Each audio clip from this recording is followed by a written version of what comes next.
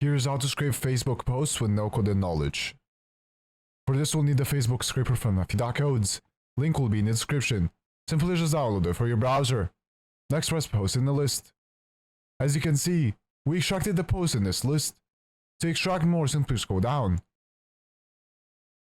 And the more you scroll down, the more you will extract. Alternatively, you can use the auto function, which will auto-scope for you and add the data to the list.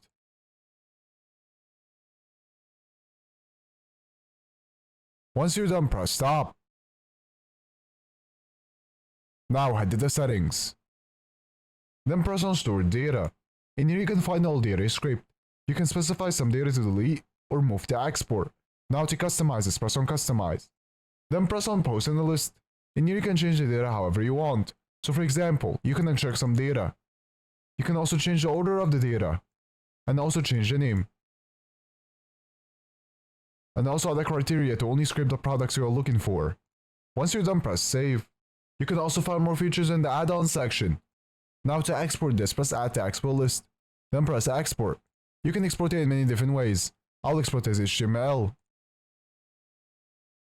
After exporting, here's the data we extracted.